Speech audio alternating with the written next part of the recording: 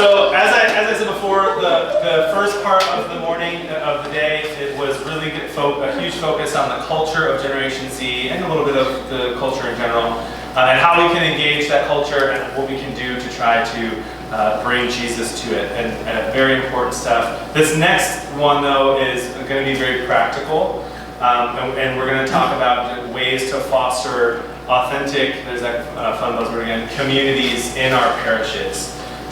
Because ultimately, any kind of digital evangelization that we are doing, and any kind of digital community that we might be building, ultimately has to lead to real in-person community at some point. It doesn't mean that online communities are bad. I have found that to be the opposite of true. This Twitch community that I've been able to build because of the help of God and the wonderful people that He's put in that stream is unbelievable. I just found out, I was talking to Father, and he said, "Hey, you're a Twitch streamer? I know another Twitch streamer named Katie Ruby." And I was like, "What? I know her. Yeah, this is her parish." And I'm like, "Oh my goodness, she literally just signed up with her husband to come with me on a pilgrimage to Spain and Portugal that I'm leading, and this is her parish." And so I just sent her a text, and I was like, "I am in your church." It's crazy. So like, real community can happen online, but it always has to lead to authentic in-person community, and even more importantly, with a relationship with Jesus through His church and in the sacraments. And so we'll be talking a little less about the digital part this time, but the reason is because it must lead to this. And I know a lot of us, if not all of us, are working in parish life or in diocesan life to help serve parishes, and so I hope that any of this is relevant. Please, don't us. I am only 32. I've only been doing ministry for 12 years. I am not an expert by any means. There are many ways to do ministry. I don't work for any other ministry companies, so if I mention Alpha or Life Teen or things like that, it's just my experience and what I know. So please know that if we just had a giant small group conversation, I'm sure we would learn just as much, and I can learn more from you than you could from me. So thank you for your patience as we kind of walk through this, and please feel free to ask me any questions. But I want to start, I'm big on goals. I told you earlier I'm not good with details, and I'm trying to be better about goals because goals help me be better with details. And so my wife helps me make goals personally, one of which I'm not doing very well at lately, but I'm trying. And she helps me make professional ones. My pastor's big on hey, what are we going to go for this year? What are 3 attainable goals we can have? And so just to kind of close up that first session, take just a second and think of maybe 3 ways that you could work on being part of digital evangelization better. 3 ways that you could work on digital evangelization and utilize the digital verse, the digital universe, in order to bring people to Jesus. 3 practical things. Do something as simple as using Facebook more and intentionally. Who doesn't know that fun buzzword? An intentional, authentic missionary disciple. Or maybe it is starting that parish Facebook page or Instagram, or maybe it's taking more pictures of the ministries that you're doing and sharing the good news. Or maybe it is just learning more about it and watching YouTube videos on what pop culture is, so you can help the people that you're serving. So 3 things that you think that you'd like to work on to be better at digital evangelization. We'll just give you a minute to maybe write some of those out.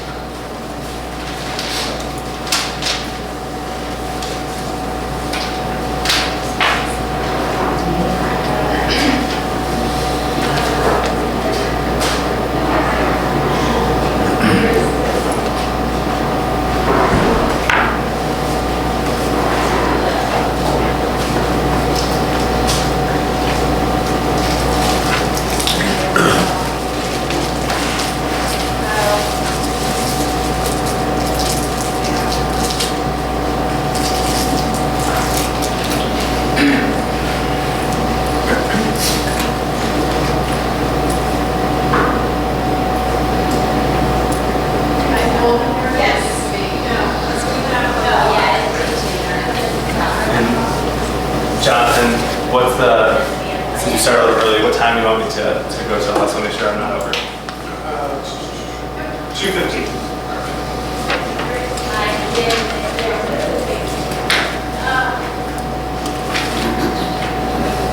All right, anybody feeling bold to share out loud maybe one of the things that you worked on, please? so I don't do Instagram at all, and I should. But I'm one of those people that if you were to ask a question or a topic and then say tomorrow will be the answer. So like if I could get my priest to help me with that and kind of come up with different things. Because right now in our confirmation class we're asking super basic questions, and it's interesting to see how many kids don't know some of the answers. But then I'm putting in our bulletin for all the parishioners to see, and parishioners are like, oh my gosh, I'm not sure I know the answer to that. Yeah. But I think with Instagram it could be something neat where like they can visually like positive and then have a question or a comment or a topic, and then the next day would be when you actually discuss what it's about. So people want to look the next day. That's good. Maybe weekly. I don't know if I do daily, but maybe weekly. Yeah, weekly's good. Yeah, that's a great idea. Awesome. Thanks for sharing. Anyone else want to share on this, please? Well, I think it's, I've used Facebook for major events or things that did happen in the ministry, like Sacrament or big things, but more personal, smaller things that happen. And then just like what it is, or a reflection question, or this is what they did, things like that. And it's more personal, especially, you know, classes and stuff, not just who it is. Excellent. That's great. Please. So I'm thinking, gotta get through all the questions and everything like that, but the program that we're using on Sundays for religious ed, the kids a lot of times will act out the Gospels at various levels, so that looks very different between the kindergarten class and the 8th graders. But going to the rooms and doing a video, like just the snippet of their thing and posting that, and so the kids are learning to be the evangelizers by using media. Yeah. But again, Yeah, for sure. Yeah, you got to cross the T's, not the I's. But that's a great example. We have a new marketing director at my parish, and one of the things that she's doing is exactly that, going school to school, because we have a school, and you know, a day in the life of a bulldog, and having the young people really be the promotion for the school and the marketing for the school by sharing their experience of what they like about school and using social media to do it. That's a great idea. Anyone else? We'll take one or two more. What were you asking for? Sorry. Oh, you're fine. So you're good. Well, just like maybe I said to maybe think of what are 3 things that you would like to work on to be a little better at digital evangelization, or to begin doing that. Yes, please. I mean, one thing is just to try to avoid keep explaining social media as all bad, because I feel like that's the message just out there because we know what's happening. But I really appreciated to remember to recommend the good then in it. So who can they follow, who can they see? Because we talk about social media, but I've never followed up with like, well, if you're using it, follow these people. I think that's something I want to be better at. Yeah, that's an awesome idea, and it's there's these all kinds of new data coming out because this is so new and everyone has a smartphone now, and that's new and we're not really keeping up. But there's Fortnite rehab, phone addiction rehab, and those kinds of things for young people and for college age kids, and really for any age. We can't ever get anyone to a point where they might realize that they're on something too much if we don't understand it, like you're saying, and to use the good. If they're going to be on it for 10 hours a day, hopefully at least 1 hour of those 10 is something positive that might then get them to check themselves to, oh, maybe I shouldn't be on my phone so much. That's great idea. Okay, so take those goals, pray with them, and know that God can do crazy things with you. He can have Abraham and his wife have kids at such an old age, and any of us can do anything with social media for digital evangelization. Our God is a God of miracles. Okay, so we were going to do a game just to start, because yes, I was a youth minister, but I didn't know the space you'd be in, and I'm glad I didn't bring it, but we were just going to do water wars, but I'll just explain it. So water war is something so simple. So one of the things that again, I mentioned a little earlier is just like taking something that is digital and making it happen in real life, and it doesn't even have to be a use of digital media to work. And so I love Jimmy Fallon games for openings of really anything, even a senior citizen luncheon. I mean, get a riot out of some of these games, and something as simple as playing water war, which is just, you put a trash bag over your clothes so that the clothes aren't all wet, and you have some water cups here, and you play a game of war, like just cards war, whichever higher card wins. And it's just 2 people, and the loser gets a cup of water in the face. And I mean, it's just hilarious.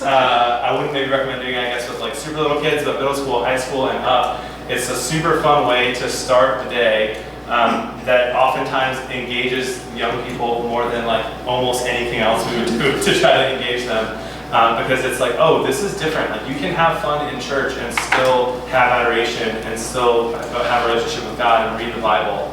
And so we were going to play that, but we're not. But just another way of bringing the culture into what we're doing. And not baptizing the culture or trying to do that, but just do something that's really innocent and fun that they'll understand as a type of way to begin.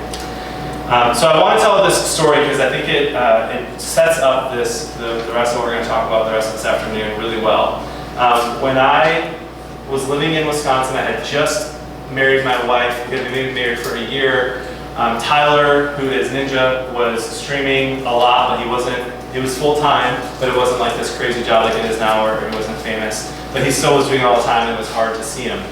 And he's in order to stream video games full-time, you have to be a little crazy, right? So he always has just had this kind of wild streak in him, or this imagination more than me and my other brother, who is great. He's a teacher, he's in the middle, I'm the oldest, and Tyler is the youngest. And so one day I'm living in Wisconsin, him and my other brother are back in Illinois, and they're living with my parents, I think, while Tyler streams in the parents' basement. It turned out okay, but that was weird for a while. So he just had these weird ideas, and one day we had just gotten a family group text. I am not a fan of family group texts. They blow your phone up all the time, and if not everyone has an iPhone, which they should, then it's green messages, and you never know if it went through, and then if someone likes it, it sends you a text that says they liked it. No, it's the worst thing ever. And so we started this family group chat, and my mom was just every day message, and I just felt horrible. I just stopped reading it. I call my mom every day, don't get me wrong, but I didn't like all these texts, so I didn't really read a lot of them. But one day Tyler sent one to the whole family, and this was a rare occurrence. And so I read it, and it was a WikiHow article of how to get on Family Feud. And I looked at it, and I was like, what an idiot. And so I closed it. I was like, first of all, Wikipedia is not a reliable source. Second of all, and it's more reliable now, I guess, but then I was like, no. And I didn't even know WikiHow was a thing, so I didn't even respond. And 2 weeks later, a bunch of other texts happened, and all Tyler writes 2 weeks later to the whole family is, cool. He was mad, and it was cool, like, thanks for responding, nobody responded. And we're all like, what's going on, Ty? And he's like, I sent a message 2 weeks ago that nobody responded to. And so we scroll up and we see how to get on Family Feud. And we respond like, dude, what do you want us to do? Like, we don't live in Atlanta, we can't go try out. And he goes, read the instructions, moron. I was like, okay, buddy, okay. We barely see each other, please stop making fun of me. And so I read the instructions, and one of the ways to get on Family Feud was to make a video, which is digital, see this fits in well. And so I said, okay, if you show up to my house in Wisconsin, and you tell me when, I'll do it. And I knew that he wouldn't show up, and so I would just kind of put it off. So a random Sunday, I am hanging out with my wife in our 500 square foot, $300 a month apartment, which was amazing in Wisconsin. The rent was great. And my doorbell rings. I'm like about ready to go to church, and I work on Sundays, so like not very available. And Tyler is there in his PJs, driving after having driven 2.5 hours without telling me he was coming, checking to see if I was home or in town or traveling or speaking somewhere. Just shows up to my house with my other brother, and somehow my brother-in-law, who was my wife's sister's brother. I don't know how he communicated to him, but that's me. And they're all in the house, and they're like, all right, Tyler goes, I got 10 minutes, let's make this video, and I gotta go home. And I was like, dude, what video? And he was like, Family Feud, we gotta go to Family Feud. And I was like, oh my gosh, what's your idea? He's like, I don't know, John, you're the one who has creative ideas. Okay, so you drove all this way, didn't tell me, and now we're gonna try to make a video, and we have 10 minutes. So we drove to the Life teen house we had, which was this beautiful convent turned into a teen house when the nuns moved to Green Bay. And it had like this cool screen like this and a nice sound system, and I was like, I don't know what we should do, maybe we'll just play Family Feud, like fake, online, and we'll pretend to answer, we'll introduce ourselves and be crazy. And so we took 10 minutes to make a 4-minute video, one take. It was horrible. You can find it on YouTube by typing in Blevins Family Feud audition. And we sent it in. And at the end of this audition tape, I wrote a random rap about Steve Harvey. And I think that might be what got us in. I said something like, if we get to meet Steve Harvey, we will throw the biggest party. And it was very fun. So we sent it in. 6 months go by, we never hear anything. None of us have even talked about it, kind of forgot it happened. And I am with my father-in-law for his birthday watching some weird, you know, like kind of like a MASH live show in Milwaukee, which I love MASH, but it was kind of this weird thing. And so I wasn't thrilled to be there, and football was on. And I got this text, or this call from LA. And I was like, I don't know anyone in LA. This has to be Family Feud. So I begrudgingly left the show to take this phone call. And ran out and answered, and it's this guy, you guys wouldn't believe this. It's literally like a dream. I answer the phone, all I hear is, and I was like, come on. I'm like, hello? He's like, hello! Is this Jonathan Blevins? And I was like, what is happening? And so I'm talking to him for like 20 minutes, he's getting my information, and he goes, I gotta talk to you next week, John, and interview some more, but your family has been selected to possibly be on Family Feud. We have to interview you. Can you schedule a time next week? And I was like, dude, no, I'm in the mountains of South Dakota, or the hills of South Dakota doing a mission trip that week. I'm not gonna have service. Well, Jonathan, we're not gonna go. I was like, okay, I'll find a way. So I give him like the number of this place that we're staying at and talk to him. And long story short, we're about to be on Family Feud, right? So we're so excited. They tell us to dress like a bag of Skittles. They fly out to Atlanta, and we're telling everybody for the months beforehand, right? I'm putting it on Facebook, I'm putting it on Instagram, all over Twitter. I'm gonna meet Steve Harvey, I'm gonna be on Family Feud. This is the coolest thing. Aren't we so cool? And everyone was very excited about it. And I don't know why, because like, who watches Family Feud? But anyway, we were super pumped. And so we end up getting there, and we're taking this bus or this like limo. It wasn't a limo, it was like a van, to this abandoned building, which was like the grossest building I've ever seen. And inside it had this beautiful stage, which was clearly portable, like this, and like folding chairs. And that's where they filmed Family Feud, fun fact. And there are about 100 people there. And I was like, why are there so many people here? I'm not a mathematician, but they only filmed 5 episodes a day, and there are 100 families here. That's 10 families, I think. And I'm like, what's going on? And so the producer comes up, and the producer's like, all right, thank you all for being here. Just so you know, you haven't made the final cut yet. And I'm like, oh my goodness. It's on Facebook, Instagram, Twitter. I told everybody what is happening. I'm like so embarrassed. They give us like these bagels and stuff, and they're like, here, like you're gonna be here for 7 hours, just eat some bagels. And I was like, this is not helpful. And then we had to do one final audition to get on the show. Every family had to go do like one 5-minute audition. So I'm like, all right, all these other families already have done a live audition. We haven't. So we just have to not be called first. And then we'll see how it goes, and we'll know what kind of energy level we should have. And of course, they say Blevins family come up first. So we walk up, and we did horrible. Like we were not energetic, as nearly as energetic as the rest of the families that went after us. And the whole day you sit, and they don't tell you if you're gonna be on the show until the moment before you go on. So a lot of the people in the audience are people who are just wanting to be on the show, and they don't know if they're going to or not. So sometimes you can tell the looks on their faces when like they should be laughing and clapping, and they're kind of like, am I gonna get on? Am I not gonna get on? And so we sat through 4 episodes and didn't get picked. And they started sending families home, but then we were still there. We're like, okay, and then it was down to us and this other family. And because they flew us out and the other family drove, they said they'd call that family back and let us go on. So we get to go on Family Feud, and we get up there. And the first 3 rounds, we tanked every single question. And no joke, the producer runs up to us, and she's like, John, Tyler, please, Blevins family, you're the best looking family we've ever had on the show. She did say that. I think she maybe said that to everyone. But then she goes, you're the youngest family we've ever had on the show. Please stop sucking. She's like, listen, we call people every day who answer the phone and say yes, they want to answer Family Feud survey questions. What kind of people do you think they are? Just stop answering if you have a degree and just answer whatever comes to your mind first. And I was like, that is offensive. My wife stays home. She's very smart, you know. And so whatever, we just were horrible for the first few rounds. And here's the fun part. It's the last game of the day. If we win, we have an all expenses weekend in Atlanta, and we get to come back Monday for the next episode. If we lose, we'd probably miss our flight, because our flight was at 7 p.m. and it was already 6:30, and it would just be a horrible trip home. And so I don't know if you know how Family Feud works, but first 2 rounds we lose. 4th round is the tiebreaker. If you win that round, at least, then you can at least go to overtime. So we won the 4th round after the pep talk from the producer, and I was on the very end of the family, so I'm an anchor. And every time that there was like a middle of a round, they take a 2-minute commercial break and explain, okay, here's how you're gonna do it next. But they weren't doing that for overtime because they're running out of time for filming. And so I'm standing over here, and I'm celebrating that we just got that question right, and then it dawns on me that I'm the guy who has to go to overtime. I'm freaking out, okay? It's an understatement. And so all of a sudden I'm standing here and I'm in my head, I'm like, oh my goodness, if you win, you're a hero. If you lose, you're the worst. You have to get this right.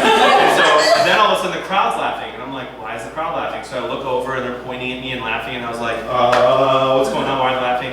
And I look over at Steve Harvey, and he's looking at me like I'm an idiot. He's like, because I was supposed to be up there. I was supposed to run up there. And the other guy, who was also a youth pastor, was standing there waiting for me, and instead of running up like I was supposed to, I literally just walked like this. Seriously, it was ridiculous. And the whole time I literally was repeating this in my head. You win, you're a hero. You lose, your family will never, ever let you down. So just at the very least, hit the button and go out swinging. Don't lose this fight. And so, and the way that this overtime works is they're supposed to ask you the easiest question in the world you could ever be asked. Like, it's supposed to be like what color is, orange? Orange. And it's supposed to be like it's a race to the button, And so I get up there, and the question is, name something that you've killed. Now I know with this big burly beard, I might look like I have slayed many an animal in the hunting grounds of forests, but clearly I have not. And so, because who calls them hunting grounds of forests? I appreciate hunters, but I am not one. And so I was like, oh, a deer. Like, I live in Wisconsin, and deer, that's like the #1 hunted thing I think in America. And so I was about to hit it and say deer, and I lose the race. And this other guy says deer, and I was like, well, you're an idiot, you're done, like, this is over, you have no shot. And I wasn't thinking of another answer. I was just like, you're the worst, John, your family's gonna kill you, all this stuff. And the X goes up, and he's wrong. And I was like, oh my goodness, and you're supposed to answer right away. Like, you have 1 second or 2 seconds to throw out your response. And Steve threw me a bone, because I'm telling you the show's rigged, okay? I think if I would have said deer, I think we would have won. I think the show's maybe a little rigged. And so this guy says deer was wrong, and then Steve looks at me and goes, Mr. Blevins, and gave me another 2 seconds to think. And it should have been an X, and should have gone back to the family. And so in my head, I was like, what have I killed? A spider. And I just shouted spider. and as soon as I said it, I was like, that's maybe a dumb answer, but I mean, I have killed a lot of spiders. And the thing comes up, and it's insect, and it counts. And I win, and I'm a hero, and I turn around, and I do like that thing, like, where it's like, and we're like chest bumping, my whole family. It was so fun. It was one of the coolest moments of my life. And then Steve goes, all right, Fast Money, who's doing it? And I was supposed to do Fast Money with one of my brothers, and I was so nervous from what I just did. I was like, I'm done, y'all can do Fast Money. I'm a hero, okay? And so they do Fast Money, and my brothers set a world record, which holds to this day, of the most Fast Money points scored in Family Feud history. Yes, and so we won the 20 grand between the 5 of us. And I tell you the money because it's public knowledge and because it's important to the story. So right before Family Feud, I was offered a job at my home parish, as I had mentioned earlier, to move from Wisconsin to Gurnee. And I felt really called to go there, but my wife is a social worker and I work in the church. And so how am I going to move and buy a house when we are renting at $300 a month in Wisconsin?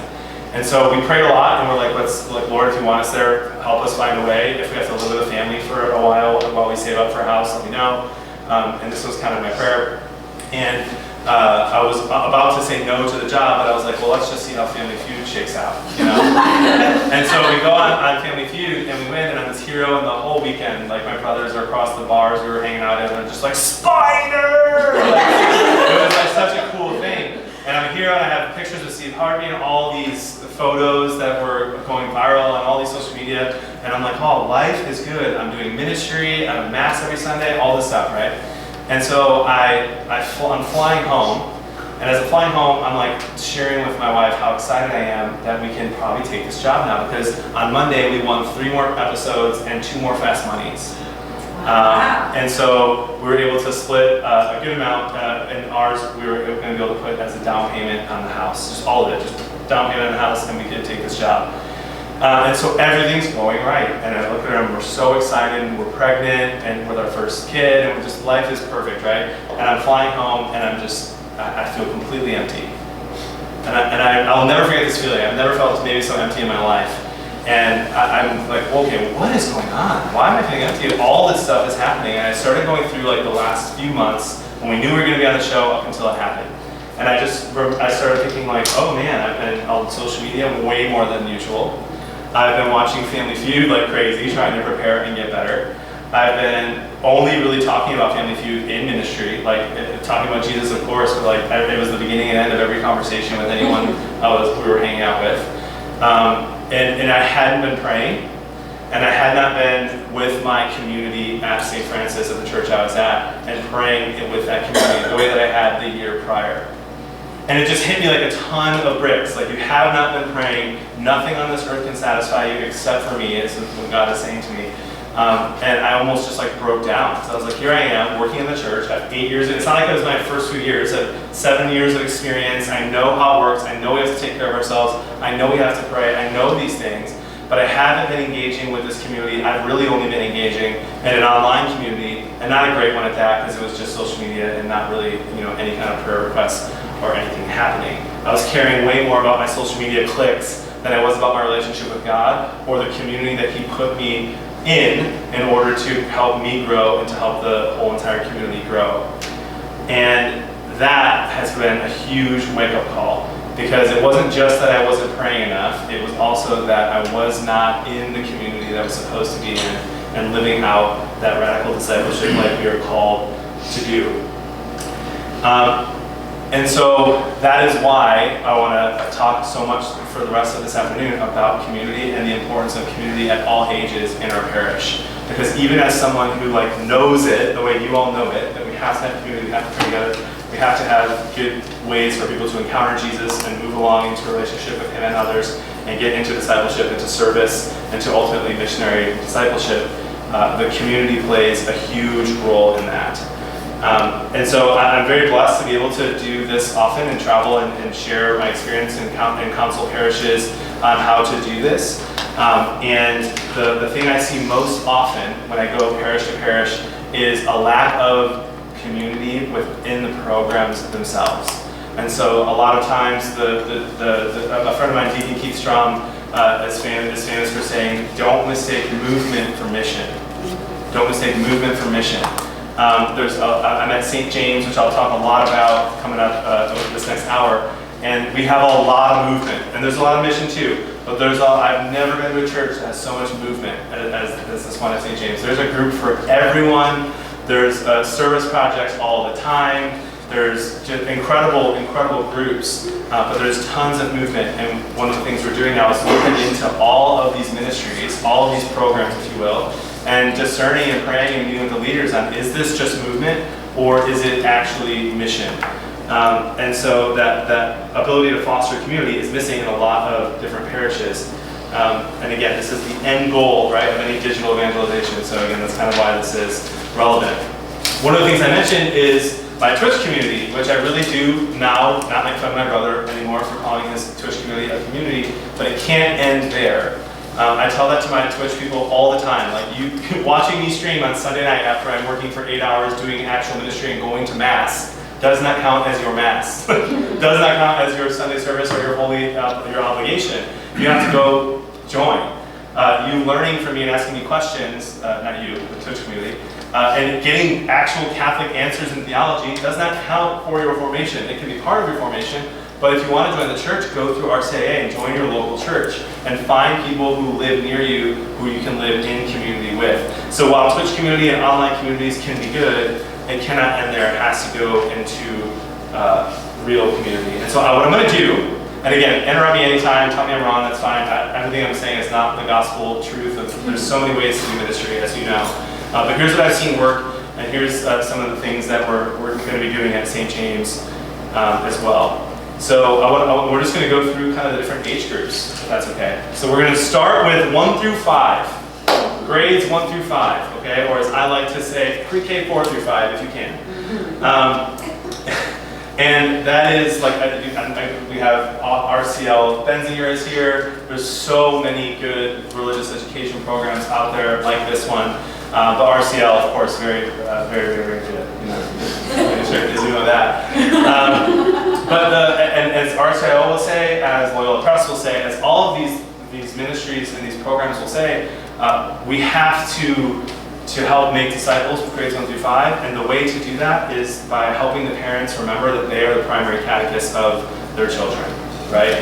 That we can do everything we can to help parents understand that they are the primary catechists for their children. My favorite example of what sometimes happens in the Catholic world in both parish and Catholic school is this. I was listening to NPR because I'm a nerd, and there is this parasitic bird called a cowbird.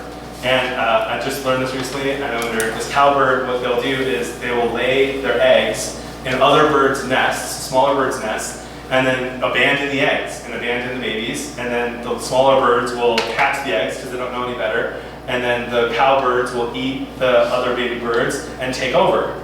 And so they're actually taking over this warbler bird population. Fun fact, warbler birds actually travel the farthest to hibernate, hibernate, that's awesome, to fly south, and then they'll actually return the closest to their original nest. And so cowbirds know this, and they'll lay their eggs in the warbler's nest, and then the warbler baby birds will get eaten, and then the mama warbler is raising this cowbird, like these cowbirds. And I was listening to this and talking about it with my friend, Father Dan, out in Green Bay, and he was like, John, this is the Catholic Church. Parents will take their kids and drop them off somewhere else and say, you teach my kid about Jesus, you teach my kid about Catholic school. I can't tell you how many times I've had Catholic school parents say, why does my kid need to go through confirmation preparation to go to Catholic school? It's like, well, because Catholic school isn't preparing them for the sacrament of confirmation. They're just doing normal Jesus stuff. Like, it's good, but like, there's more.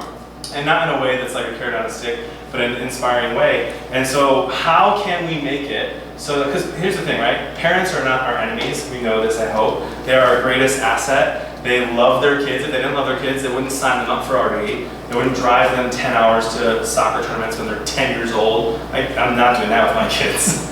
But they're doing what they think is right to love their kids. And if they thought that taking their kids to Mass every week and praying before every meal and praying before every night was the best way to love their kids, you better believe they would do it because they love their kids. And those of us who are parents know this. So then the issue is that they just don't know. And not that they haven't been told, but that they haven't experienced Jesus in a way that makes it so that they know the most important thing in their son or daughter's life is not that they'll be successful someday or okay on their own, that they'll be heaven ready, right? And so what can we do to help our 1 through 5 be heaven ready?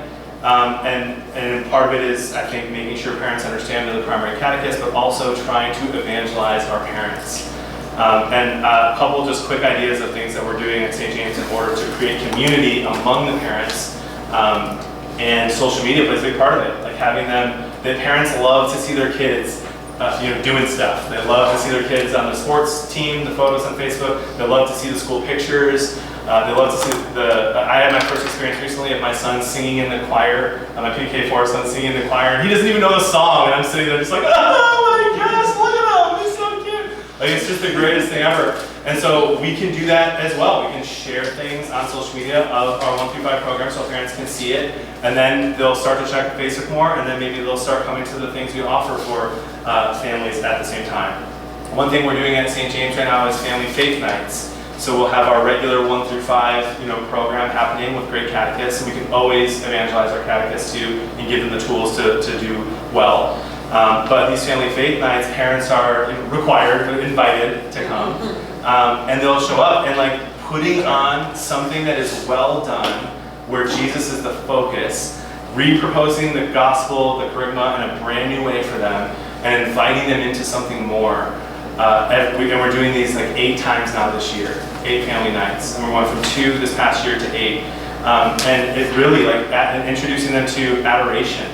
A lot of young people, as you may know, are having their major conversions or major encounters at adoration, during praise and worship with adoration, at Mass after a really good homily about the Eucharist. And so if the Eucharist is the source of summit, let's use that source of summit to evangelize these parents. And so it could be as simple as they come in, they have hospitality, wine, LaCroix, whatever, donuts, whatever you're allowed to do, and have good music playing, have it be warm and inviting, and when they sit down, either you give an awesome inspirational talk about the gospel or hire someone who does it. And I have never seen so many things happen with 1 through 5 parents as I've seen in the last few years of doing this at my former parish and at this one. They become on fire.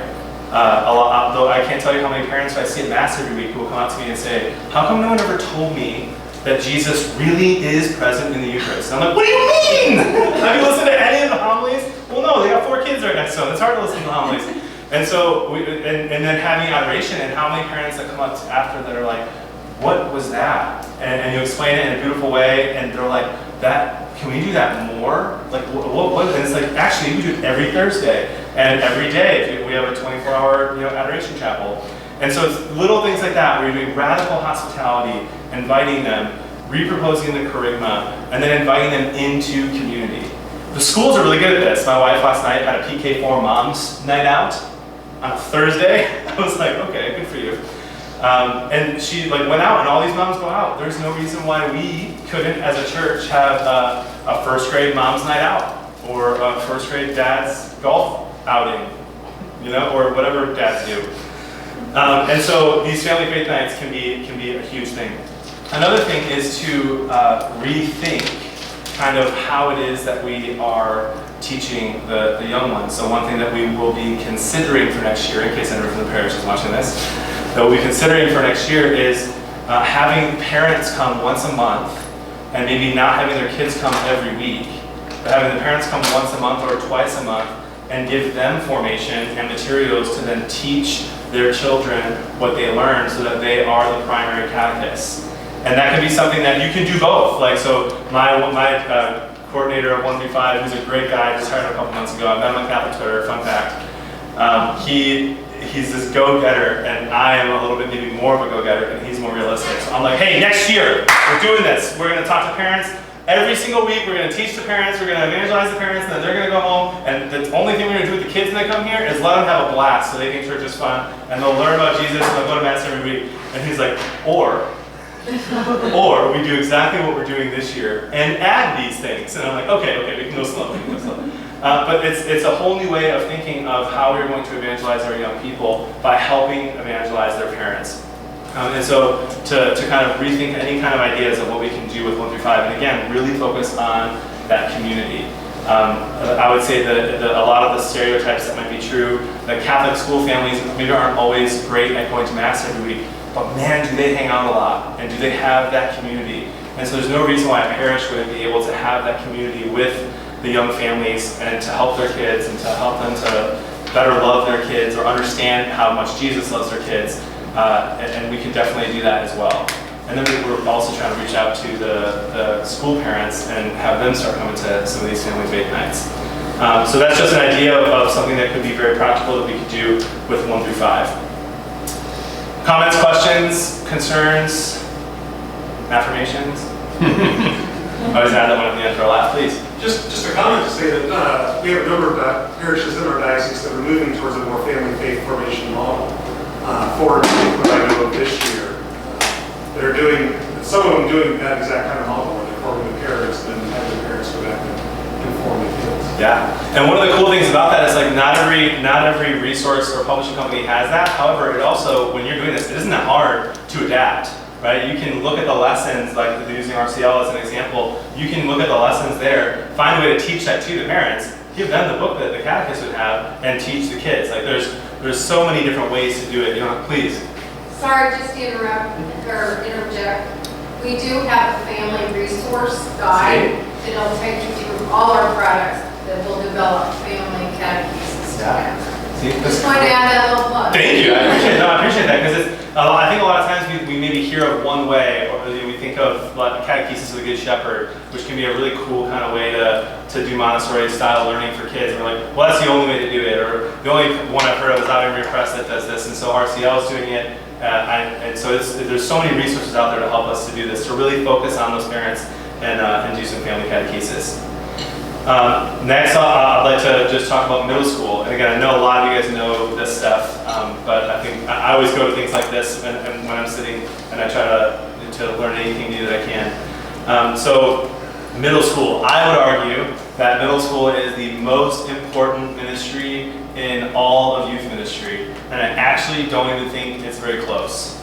And a lot of times in our especially just in the American church, we hire a high school youth minister first, and then if we can, we hire a part-time middle school person.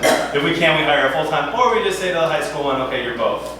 And if you're doing both really well, it's almost impossible to do unless it's a very small church by yourself. And so middle school, though, is when they are learning who they are, they're asking questions, they're becoming who they're going to be. The average age that somebody leaves the church right now is the age of 13. And so they're making that decision well before they're in high school. And we're able to do a ministry that allows them to understand who and whose they are and to be a part of a community that will continue throughout high school. And so one of the ways that I've seen that work well, and I know some of you are very familiar with this, is using Edge. And Edge is a Life Team resource. But really, the model is simple, right? Life Team stole their model from the Mass with the gather, proclaim, a break, and ascend. And it's just doing relational ministry. They're not going to necessarily reinvent the wheel. I think it's a great resource. But really, they're just doing what Jesus did on the road to Emmaus. Right? They're saying, okay, we find teenagers where they are, we find these middle schoolers, we love them, we meet them where they are. Jesus actually walks the wrong way away from Jerusalem with those disciples that he finds on the road, listens to their story, and imagine how hard that must have been for Jesus. So they're like, have you even heard of what happened, Jesus? And it's like, no, please, elaborate. You know, like, what did I miss, you know? And they're like, well, this happened to this, and he just listens, and he loves them. And then he teaches them once he's gained their trust. And then he invites them to a meal. He invites them to celebrate the Eucharist and reveals himself in the same way he does in every Mass with us. And so that's really what Life Team and Edge, or any type of ministry that is relational, is trying to do, is to meet them where they're at, to walk with them, to love them, and to ultimately lead them to the Eucharist. And the way that we can form community, I think, with them is first by building that team of volunteers, right? I just had a great talk with Leighton, right? About who heard a great talk from Jonathan at an event about how it's so important to train the trainers, right? To train the volunteers, to lead the leaders who are leading these small groups, or the catechists for 1 through 5, and to invest in them, and to disciple them, and to foster community with them. And I know that's like a lot of work because we're busy. Like right now I'm working Sunday night, Monday night, Tuesday nights, and Wednesday nights. And soon we'll be away from Sunday nights and Monday nights once our youth ministries are launched. But it's a lot, and I know maybe some of you are doing more than that. It's a lot, but that investing in the community aspect of it is so important. Whether it's just taking them out for coffee, or going out to have a brew at the end of an awesome night, or staying after and having one way that anyone saw God working, but building that community of those volunteers and teaching them and discipling them on how community works. And after 6 months of doing it, to say to them and sit down at a meeting, what I've been doing with you the last 6 months is what you should be doing with the kids, right? Like, so you're asking them what they need prayer for, you're relating to them. You might go to an event that they put on, or you'll remember that they had a big work meeting, and then you ask them how it went. A lot of times, when I go evaluate 1 through 5 programs, and I talk to the catechist, I just ask 2 very simple questions, and it can be very disheartening. Name who's your favorite kid in class, and everyone at least has a name, right? Joey. What's your favorite thing about Joey? And the answer almost every single time is Joey answers the questions, and Joey does his work, and Joey listens. And it's like, okay, what else? And they're like, he's encouraging sometimes to the other students. Okay, that's good, better. But like, who's Joey? What does Joey do? What does Joey love? What does Joey need prayer for? What do Joey's parents need prayer for? How did Joey do in his soccer game? What sports is he involved in? Like, if they don't know, if they don't know us and they don't know that we care, then they aren't going to care anything that we know or teach them. And so it's investing in them. And so we're showing our catechists, our core team members, that we're investing in them, building this community, and then it's sitting down 6 months later and saying, hey, you see what I've been doing with you this last 6 months? Do that with your middle school group. Do that with your classroom, and start building these actual relationships. Because if we're doing ministry well, right, we're helping Jesus be alive in the lives of other people, the greatest job ever, front row seats to God's glory, then we're going to see the fruits. Right? Jesus tells us that we're going to see the fruits. And it's actually kind of easy to know what fruits look like. Sometimes it's mustard seeds, and they move away, and you hope that they go to college someday and that they find a good focus group or a good campus ministry, and that's fine. But there's also lots of other fruit, like if some of our catechists are asked to be godparents of some of the kids someday, which I've seen happen, which is incredible. Or some of the catechists are standing up in their wedding, or one of the catechists is a deacon and does their wedding. Like, these fruits are happening when you're building authentic community and relationships, and one way to do that is investing in our core team. Some things that we can do to help the middle schoolers really enter in as well is offering lock-ins. There's some really, I would recommend, good Catholic like summer camps where they're actually talking about the truth. Part of the problem is that a big misunderstanding in youth ministry is thinking that middle schoolers especially are not ready for the gospel. But no, they are ready. Like they're craving it. They're craving discipline. They're craving structure. And the church has this, right? The church gives them the truth. And so a lot of times there's camps that it's just maybe all fun, and the very end of the night they're like, okay, we're gonna pray a rosary, and like that's great. But also they're ready for adoration. They're ready for reconciliation, and to actually do a real examination of conscience. And think about the ways that they are failing to love God, and then to do a dynamic that helps them know they're loved, whatever it is. But I really would recommend building those, because then if they're doing this in middle school and they're staying in groups together, they're growing in that community, which could continue in high school. And they really are craving, really more than anything, middle schoolers, a place where they can be 100% themselves. And unfortunately, in the world that we're living in today, with all this culture that they're being inundated with, the best place for them to be themselves is the church, right? Where God loves them no matter what, where we love them no matter what, and we're constantly bringing them closer to the heart of Christ. So that's a little bit about middle school. For high school, which I think is the second most important in ministry, and that's right there. The only reason I said middle school, I think, is first, is just because if you do middle school really, really well, high school is easy, because they're there and they're bought in already, and then you can keep walking with them. And by that time, they're already disciples, and then they're inviting their friends. And so it's the quickest way to grow anything. People are, a lot of times, pastors are like, well, let's get a high school minister, we have to. But I would say, no, like, get that middle school, because once they're, after 3 years of those 6th graders, when they're finally 8th graders and they're ready to be in high school, man, are you going to have, you'll have 100+ teens, depending on how excited the parishes, every week, instead of starting with 10 and growing it, year by year by 10. So anyway, but high school is hugely important, because again, they're being pressured more than they've ever been pressured. I didn't even have well, that's not true, okay? There were AP classes when I was there, but I didn't take any AP classes, so I don't know how it is. But now there's AP class for every subject. I'm pretty sure there was only US history when I was in high school, and now it's like everything has an AP class. And I've got 8th graders in AP classes. I'm like, what? I'm 32 with a master's, and I can't take an AP class. Like, what is, these kids are wild, and they're so pressured. You have to be the best at everything. You have to be in every activity to get that fluoride scholarship, or just to get into the college, you can go into crippling debt for the rest of your life and maybe work for the church. So that high school ministry is so important to get to know who they are and to help them believe that they're loved by God. And here's a couple of ways I've seen building community and real community with high schoolers work. I would, again, it's very similar to what we just said, except you still have the catechist, you still have your core team members, your volunteers. Invest in them, teach them community, so they do that with the high schoolers. But also you can do that in high school with the high schoolers. So you can invest in 6 to 10 juniors and seniors and invite them. All I did my very first day at work at St. Paul, it was a Sunday at my last parish.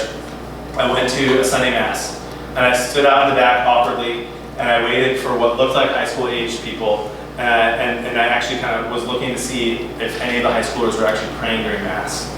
It sounded a little weird, but it worked. And I found like 4 that were looked like they were actually praying and kind of singing. And I literally introduced myself to them after Mass, and I said, hey, listen, I know this is weird. You don't know me, I don't know you. My name's John. I'm the new youth minister.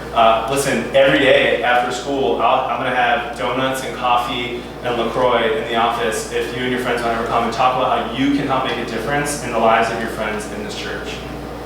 And Monday, the next day, all 4 showed up. And they were sophomores, and all 4 showed up every single day almost, save Friday because I don't work on Fridays, for the next 2 years. And they brought their friends, and by the end of 2 years, we had 30 high schoolers coming every day to the parish office to hang out, and to help, and to invite their friends, and to lead men's groups and women's groups, and to write the nights for the life nights, and to give witness talks. I mean, it was insane. It's just investing in those 4 and teaching them community and prayer, and then having them go do that with their friends and invite their friends. And so as soon as that first week was done, this was like in the summertime, I knew that those 4 were the people I would take to the Life Team Leadership Conference. It's similar to Franciscan Lead, if you've heard of that, and I think Notre Dame actually has one that is very well done as well. And so there's these high school leadership conferences where they're taught to love Jesus, to be in community with one another, to utilize social media in the digital age, to evangelize their friends, to be appropriate online, and to learn how to make disciples of their friends. And this stuff is next level. I've gone to the Life Team Leadership Conference every year for like 10 years, and it's still my favorite event all the time. I know the people who speak at the Notre Dame one, and it's great. And Franciscan Lee, some of my best friends run those. It's crazy. But then you take those that same group of 4 that I had, or whatever group you take, and you keep investing, inviting, teaching the community, and oh my goodness, when they're on fire, they will invite everyone they know to come to your stuff. And it becomes the cool place to be. Like, you know you've made it when you've got teenagers asking their friends to homecoming at your youth ministry nights, right? Like, and that's just the kind of stuff that happens when you're building actual community, and they start to realize like that gossip is wrong, and they're changing their schools, even if they're not coming, their friends aren't coming to church, just by not participating in gossip anymore, by having this awesome, authentic, actual high school community.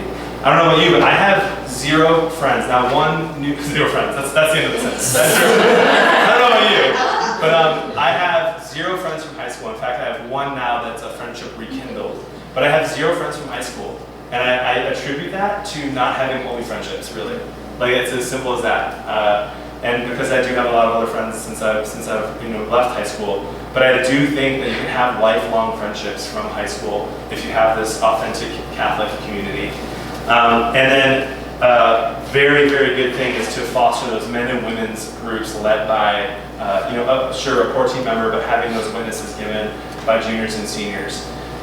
It's wild. I mentioned Sarah Erickson earlier. She is just literally, she is in college. She's not involved in ministry. I think she's studying to be a diplomat, I'm pretty sure. I'm pretty sure she wants to work in government.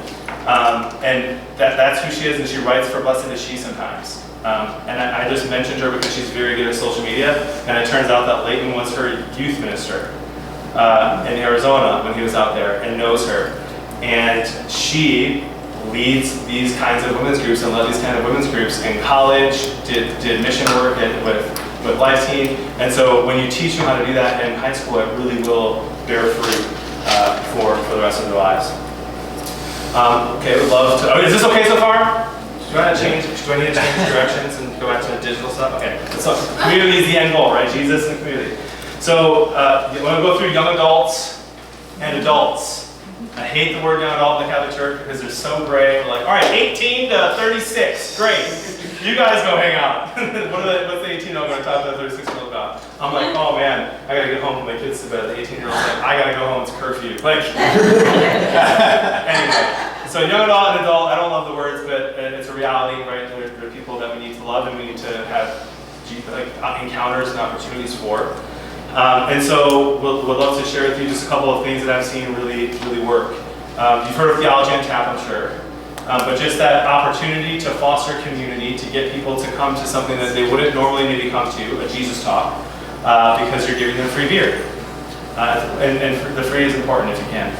But that opportunity for them to show up, to hear talk, to build community, and continue to grow. However, Theology on Tap can be time-consuming. It can be expensive to get a speaker, or to rent the room, or to buy the beer. And so, and also, it's like usually a summer thing. And you can do it all year round, but it's usually a summer thing. So I was in my last parish, and I was in charge of trying to create community and disciples with young adults and adults. And so I said, okay, we'll do Theology on Tap every week in the summer, and then throughout the year we'll do something similar, but we'll do it in the church. And so we called it Tabor for our adults. It was like 40 and up, and feel free to steal this if you like. It was 40 and up, Tabor. And Tabor was basically the reason we called it Tabor was that when Jesus takes them up to Mount Tabor and the transfiguration happens, and they're like, we should stay here, Jesus, please. Like, let's get tents and we'll just live here forever in your glory, and we'll hang out with Moses.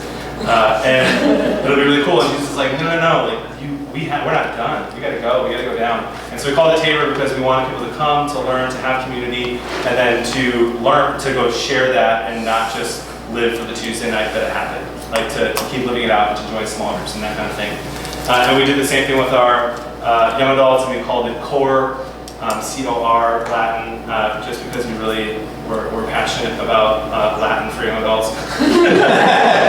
But it was the same concept, exact same concept, and we said 21 to 39. And that was a little awkward, the age thing, but it ended up being this incredible thing, and people were coming from all over the Diocese of Chicago to St. Paul, because it was one of the only things that was offered every single week for this age group, because we're so busy working with all these other ages, which are so important, that oftentimes our adults especially can feel a little bit left out. And so while those ministries were growing, while those ministries were going well, I kept thinking that it still isn't as deep of a community as it could be. Like it's still kind of mostly gathered people in that would come to almost anything. And even though they loved it because it was done well, it wasn't necessarily reaching its goal. Meanwhile, I was having a bourbon with Henny Hickman. And I don't know if you know Henny Hickman, but he's an awesome evangelist, just a great Catholic dude, married, bunch of kids, and he has this, I wish I had Wi-Fi, not a Wi-Fi, it's fine.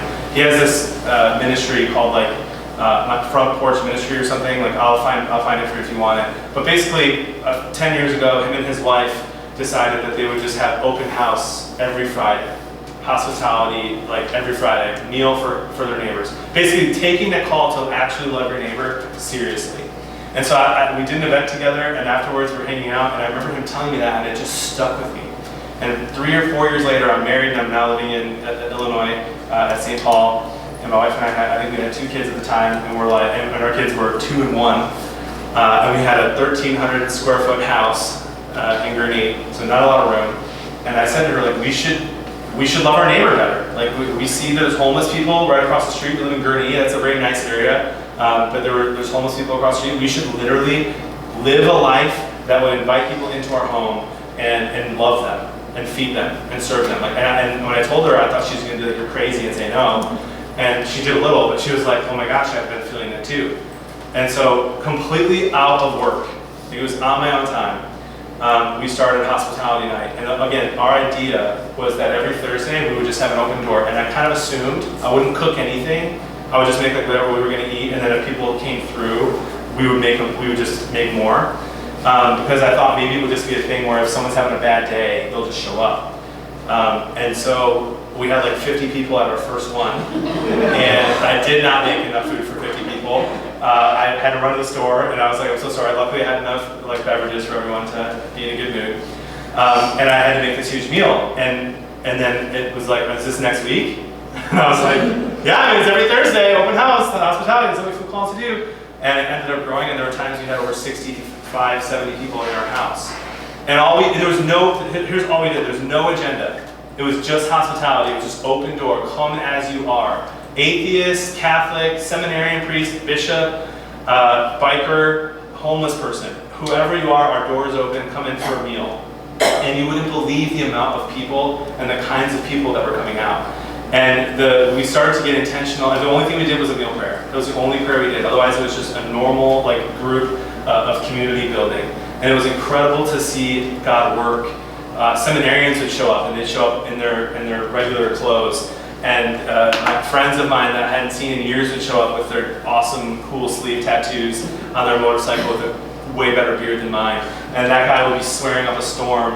And seminarians like, oh, okay, yeah, like just having a normal conversation. And then the guy's like, hey, what do you do? It's like, I'm a seminarian. Yo, what's that? I'm actually studying to be a priest. Oh, I'm so sorry, you know? And they're like, sleeves down. And the seminarian's like, no, man, it's fine. You didn't know, and it's fine. And they just had this beautiful conversation. And this happened multiple times, a few weeks in a row. And this guy is now joining the Catholic Church. I mean, it's crazy. I did nothing. I just opened my door and fed people and put holy people there who are just living out the gospel. My friend, I told you earlier about one of the friends who brought me Chick-fil-A. He came to hospitality nights, started coming to those, started having a conversation one night, got very sad. He was talking about how depressed he felt.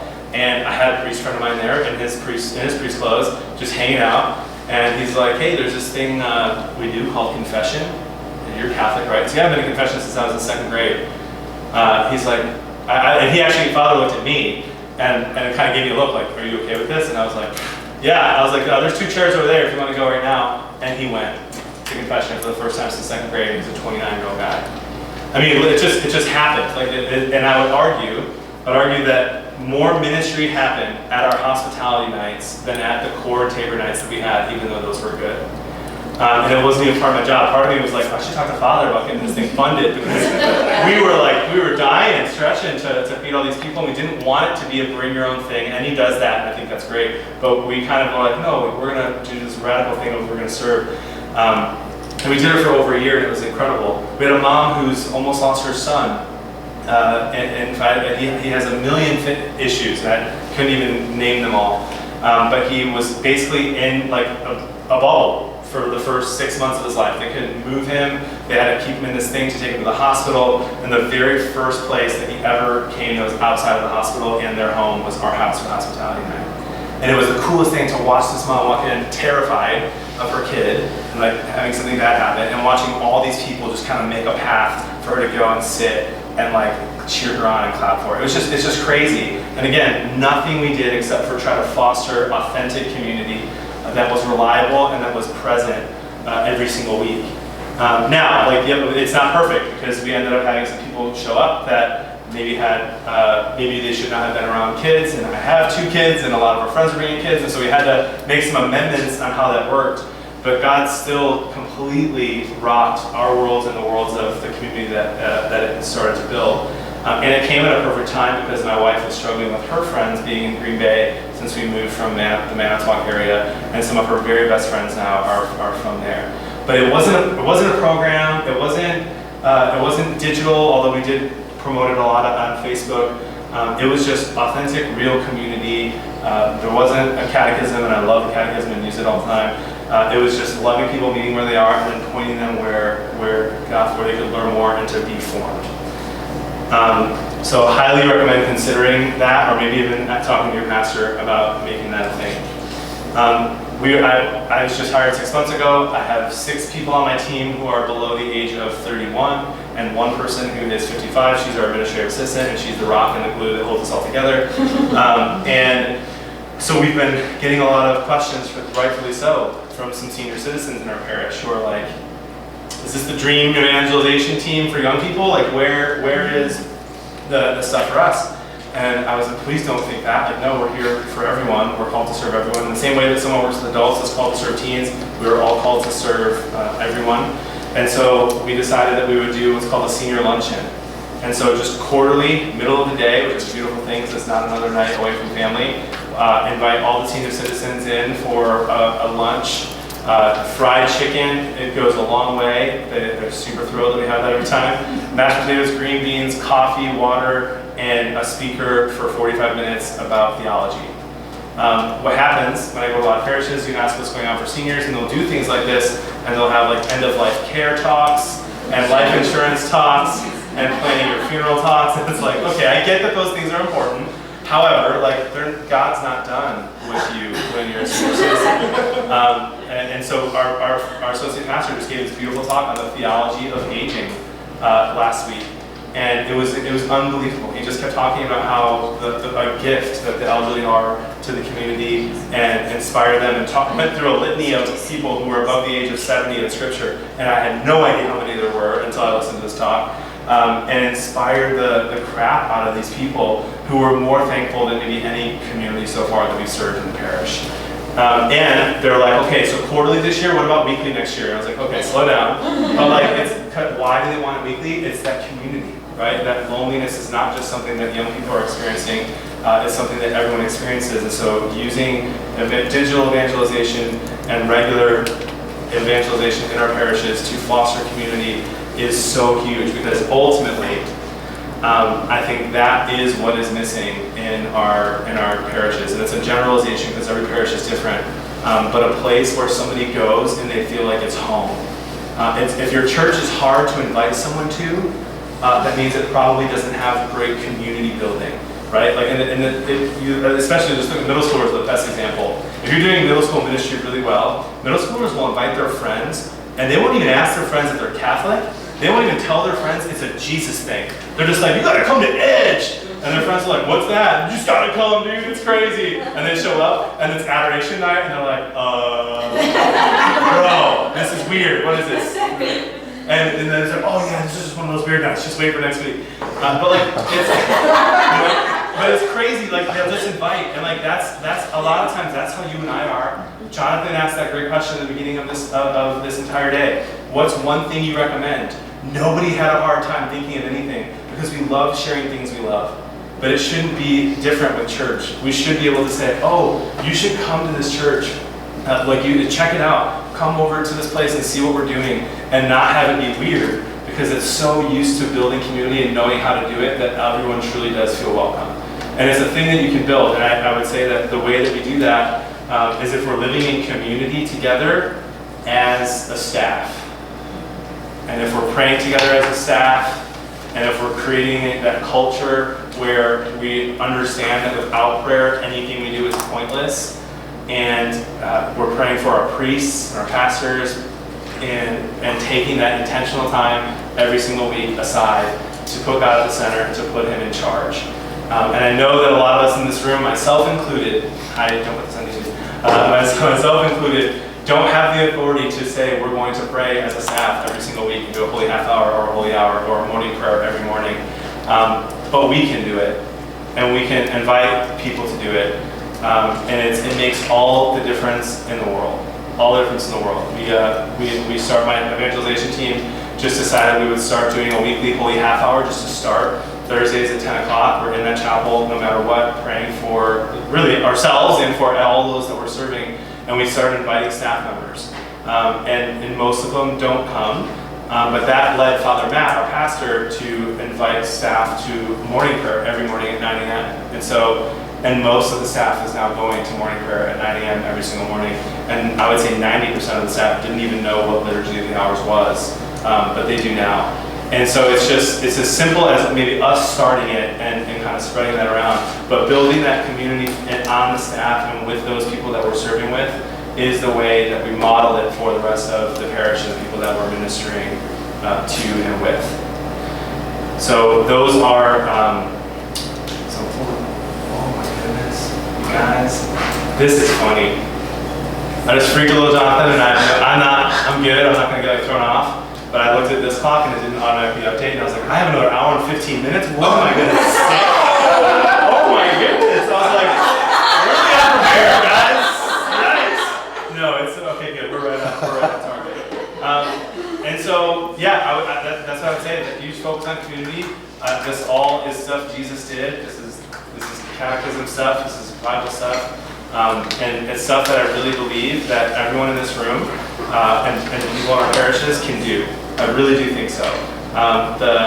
Something that's just been inspiring me a ton lately is a friend of mine said, the problem with the Catholic Church, it's always a fun way to start saying it. He said, is that we operate out of a mindset of scarcity. We operate out of a mindset of scarcity. Look at Chicago. And Chicago has to do this. They're downsizing, right? They're going through my church. They're closing a lot of churches because they can't afford to keep them open. And that makes sense. But it's also a bit of operating out of scarcity. We're losing things. People are leaving. Let's make sure we're ready once they're gone to keep going, right? And I get it. I totally get it. A lot of our Protestant brothers and sisters operate out of a place of abundance. And they go into their garages to start a church service with 10 people, and in 3 years they're a life church and they have 5 locations.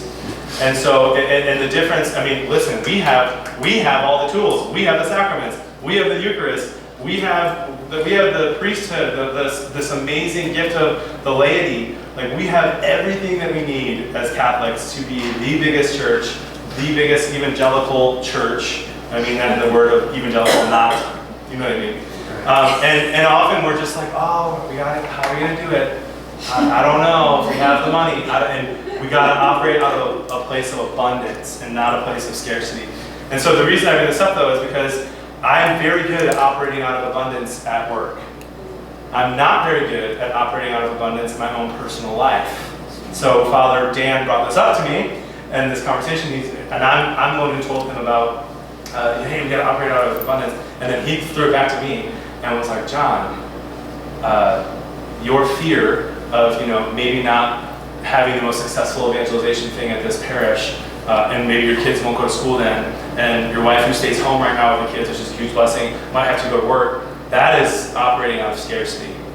you have to operate your own life out of abundance. And I was just like, why are you wrecking me? Don't use this against me. And it's true, like in my own personal life, often I operate out of scarcity, and it's so easy for me in ministry to say, no, we gotta be the best at, because I don't necessarily think ministry is so hard. It's more about letting Jesus do it, right? And what's hard about it is the people.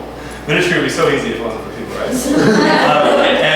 But like in my own personal life, it's really hard to trust that He has me, that He is going to work through me, and that I can trust in Him. So don't just leave here thinking of all the things we can do in our parish. Yes, do that, but also like, okay, what is He doing in me to make sure that I'm ready to do what He's calling me to do in the parish.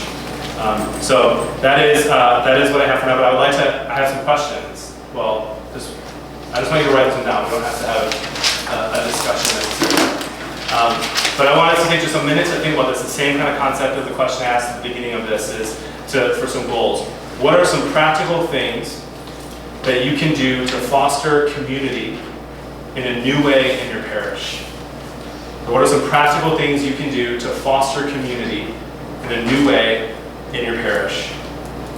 And if it's easier to think about within your ministry, then go ahead and put in your ministry.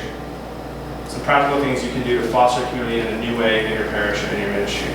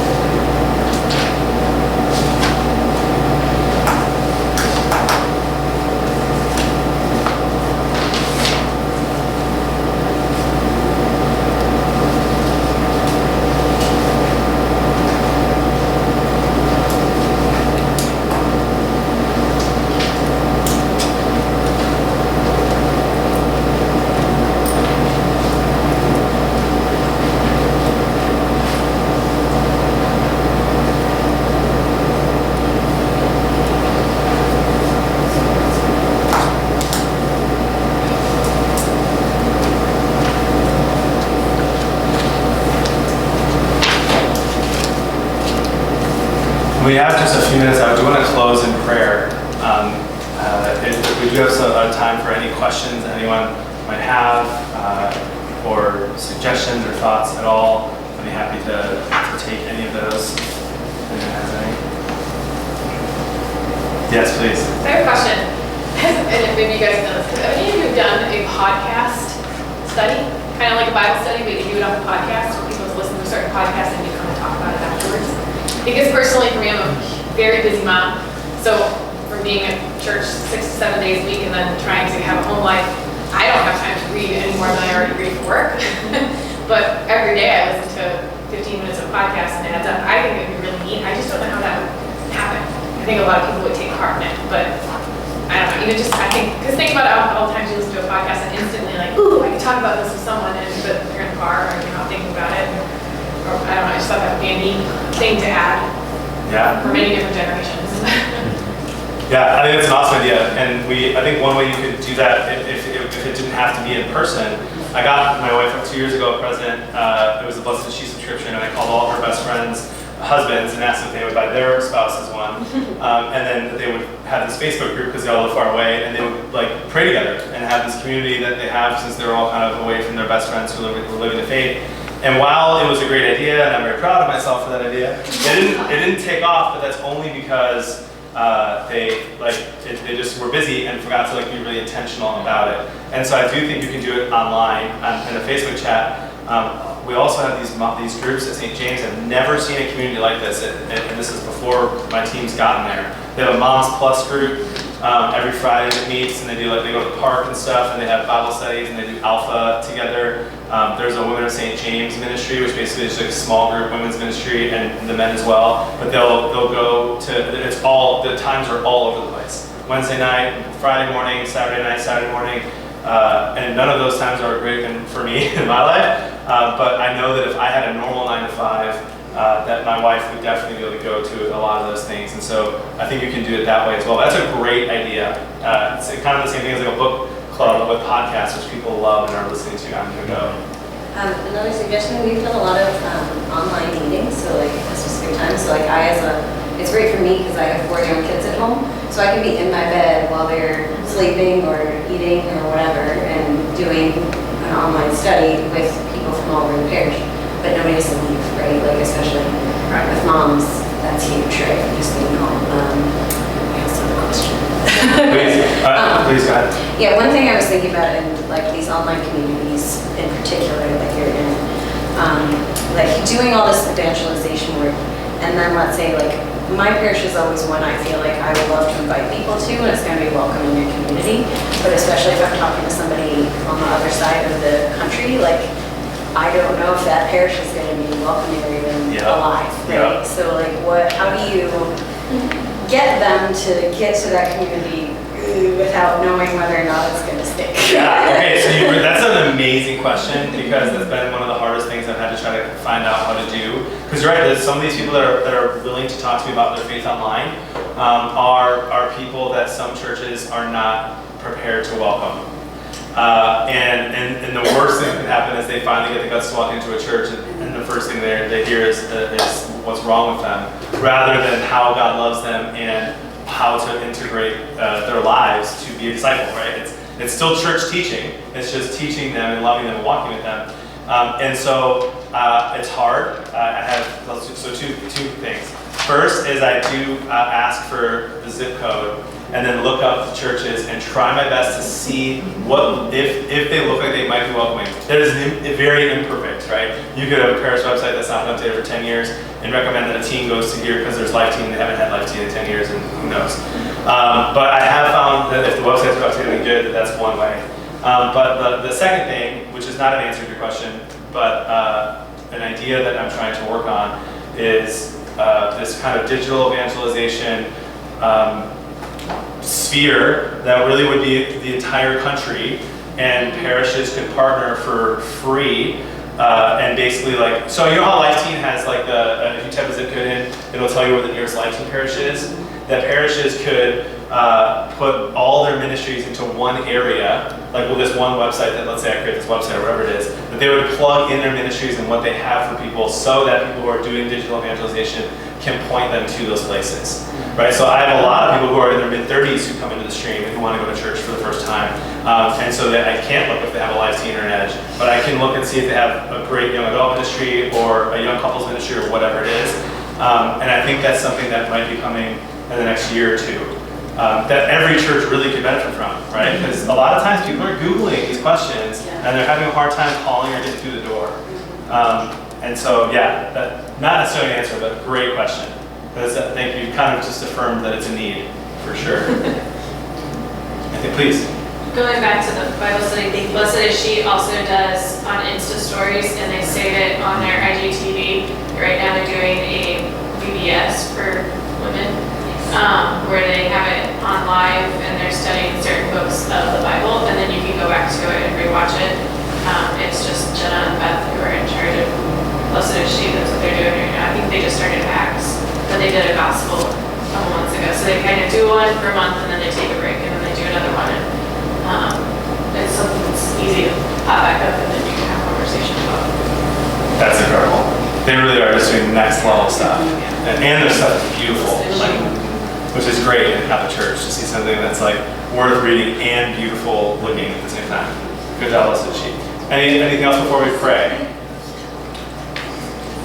Okay, thank you for being here, and I really appreciate it, and I hope that you found it a little bit worth your time. But I'll close in prayer. Unless you had a closing prayer. Sorry. And the Holy Spirit, amen. So Lord, we give you thanks and praise for the gift of this day and the chance to be called into ministry. Thank you for all the different ways that we can communicate, all the different ways you can stay connected to loved ones, to people that we're friends with, to the people that we minister to. We ask that you help us to use all of those platforms that you allow to exist to bring people closer to you and to your heart. We ask that we would use those moderately and always put you at the front of our day and of our heart and of all that we're doing.